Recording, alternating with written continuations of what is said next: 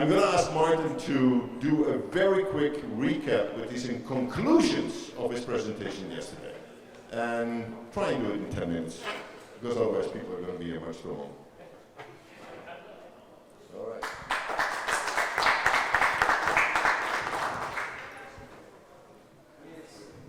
I got to say about Bruce, I said whatever he said, that's fine. Yeah. So I got to do most of the speech right there. And it's interesting that we've gotten to the point where Rapaport and the Bears are pretty much aligned. So that's in itself it's scary. Supposedly we're here with a bunch of diamond manufacturers. I don't see that many Indians. It's nice to see the women, and it's very nice to see the young diamanteros. If you're out coming to Vegas, any of you, we do have a party Thursday night for younger people when you're invited. The real question for us is going to be where are we going as an industry if we particularly look at it from the manufacturing side. So I don't think I'm going to use my PowerPoint presentations or anything. It's kind of weird for me to sit down in one place. It kind of makes me weird. Everyone's talking about synthetics. A bit of a shame that we're not talking about natural, and we're so engrossed in what's happening with synthetics. I believe they're just going to blow away. If I had a customer for synthetic diamond, I'd send him to Swarovski.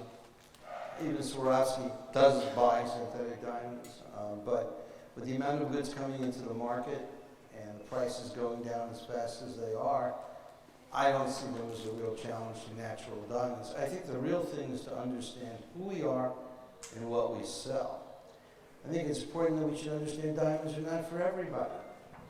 Many years ago, I kind of attacked the idea of melee. If you remember, there was a time when only 20% of the mined goods were considered to be gem quality.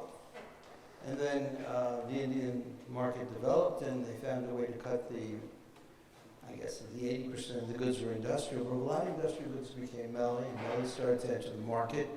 And I remember writing an article where I called Indian melee junk. And of course, there was a big response, and then I talked to Nicky Oppenheimer about it at the time. And he said that, people wear the synthetic diamonds, not the synthetic, and the melee diamonds, and then they desire more. And that, in fact, research shows that diamond demand is addictive. People get into it and they want more. And I can tell you an interesting story that came up with, they were selling these, this is 2002. Right after the attack in the United States, we had this conference, and we had a very interesting gentleman, a general in the Army, who had gone to Russia and started the first HPHT diamonds in Tampa, Florida. And he was making fancy colors. And this woman had bought two 2-carat synthetics, HPHT. And her friend saw her and said, hey, that's amazing. And she had a campaign, a campaign to get those natural diamonds for herself. She got them, and then the original friend saw that she had gotten the synthetics and said, I want original ones too. So the fact that, I think what Bruce was saying, that we see increasing demand because of synthetics, there may be some truth to that. So I'm not saying that synthetics is not a product that will develop. I don't see it very much different than cubic zirconia, which sells for $2.50 a carat, polished. But what I do see is a tremendous amount of uncertainty and disturbance in the diamond industry. And I question if we really know our identity. Are we sellers of a little flash for cash? Are we in the luxury business? What business are we in? Who needs diamonds? Who needs natural diamonds if you can get something that flashes almost the same way? And I think that, I showed a video yesterday, I can't do it today in the time that I'm given, but I think it's very important to understand the true power of diamonds and the power of commitment and the power of relationships. And, we've got the millennial thing that happened, which is really good, but we're in a world today where we're transitioning. Millennials are getting older every day. And they're thinking about their lives and their values and what's important to them. And I think that this idea of sex, marriage, children, family, commitment, I think it means something.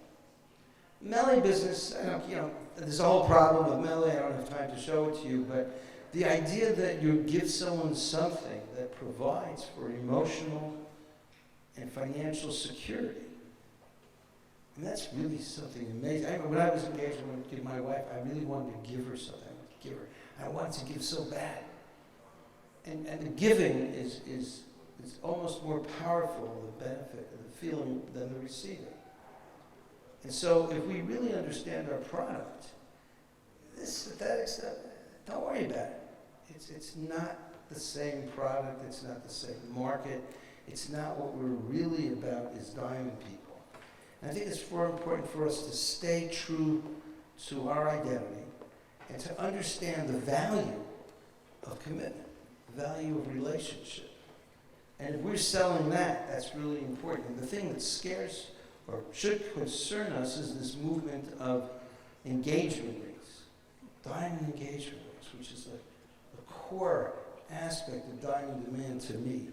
And so when people are selling these diamond engagement rings, 5 caraters, 3 caraters, 2 caraters is the real hot thing right now, with synthetics, I think that is going to blow up. I don't have to kill myself. Oh, synthetics are bad. I spell synthetics S-I-N-T-H. Okay?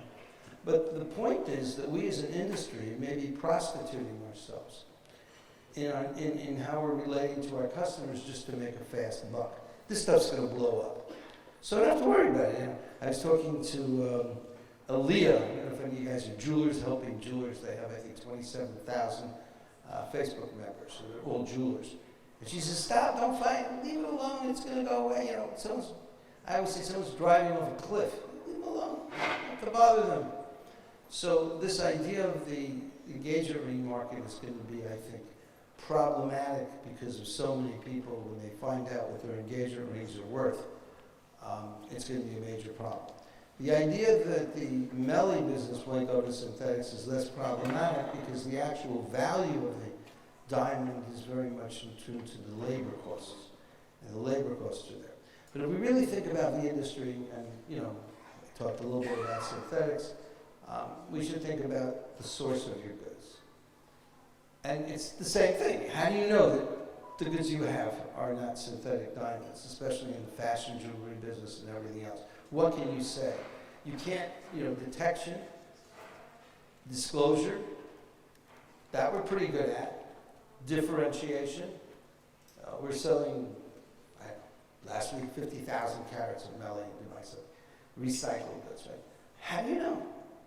You can detect sampling. Can you take -2s, -6, -2.5s, -6? You can't pull the goods out.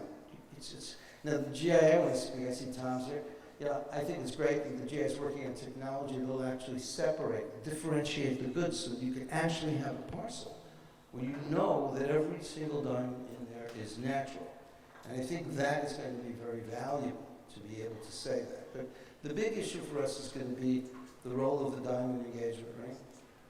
How do people perceive diamonds? And so the final point that I would like to say is that we need to have better disclosure. If we have stores that are comparing natural diamonds to synthetic diamonds, and they're saying they're exactly the same, and they're comparing the prices, that's a problem, because they aren't exactly the same. It's 99 below. I was showing stuff before, $285 for 2 carat. So I think that what we need to understand clearly is full disclosure should be made. And I had a full disclosure statement we sent to the RJC. They haven't had time to respond, the Federal Trade Commission.